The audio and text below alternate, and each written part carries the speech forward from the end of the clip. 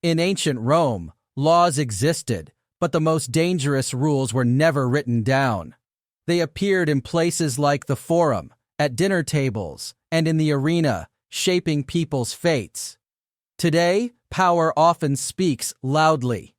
In ancient Rome, power was silent, and everyone understood it. Welcome to English and the World, your gateway to the world's cultural heritage. The Roman Forum was not an abstract symbol of authority. Almost every major political career in Rome rose or collapsed on the stone pavement of the Forum Romanum. Here, elections were decided by the roar of the crowd, trials unfolded before thousands of witnesses, and reputations could be destroyed in a single morning. Marcus Tullius Cicero described how political rivals deliberately stood closer to the speaker's platform because even a few steps forward were seen as a sign of power. Distance was never neutral. Standing too far back signaled weakness. Public trials in the Forum were not quiet legal procedures. The accused stood openly before huge crowds. When Cicero prosecuted Gaius Verus for corruption in Sicily, the trial became a public spectacle watched closely by both elites and ordinary citizens. The verdict mattered, but so did the humiliation of standing accused in full view of Rome. Movement in the Forum was also carefully watched. Romans believed the body revealed the mind. Seneca warned that uncontrolled movement showed a disturbed soul.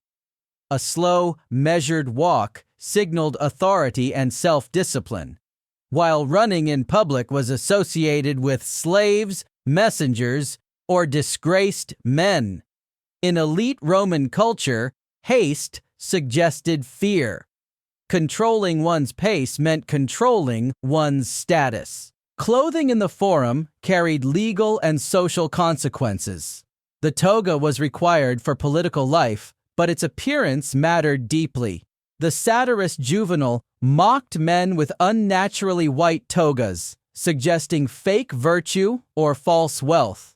Purple stripes were strictly regulated by law and marked senatorial or equestrian rank. Wearing symbols without the right to them led to ridicule and social isolation. Greetings followed strict rules as well. Who greeted first showed lower status. Addressing a superior by name without permission was a serious breach of etiquette. Even tone mattered.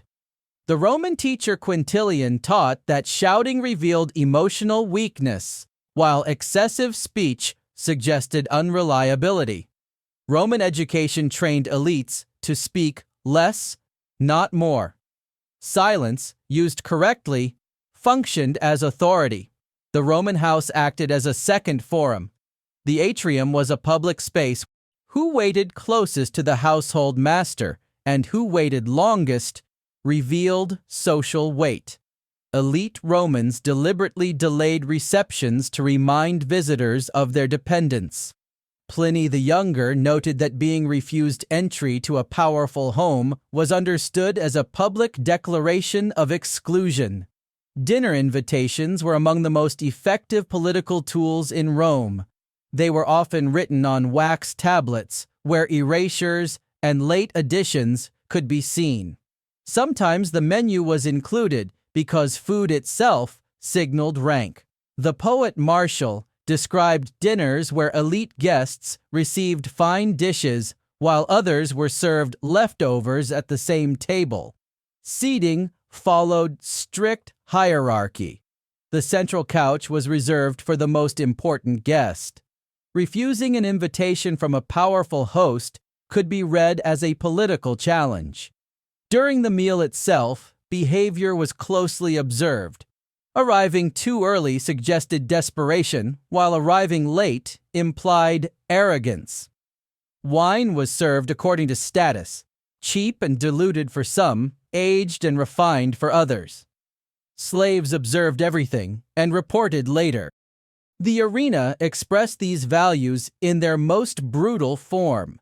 Seating in amphitheaters was regulated by law. senators sat closest to the action, while women and the poor were pushed higher. The imperial box dominated the space, and the emperor's presence instantly changed the crowd's behavior. Gladiators, though legally disgraced, often held enormous social power. Some were more famous than senators, and their names were carved into city walls. Roman prisons completed this system. They were not meant for long-term punishment, but for temporary holding before trial, execution, or exile. The Tullianum beneath the Forum was intentionally dark and damp. Elites rarely entered it, since exile or house arrest was reserved for them. Imprisonment itself meant total social collapse.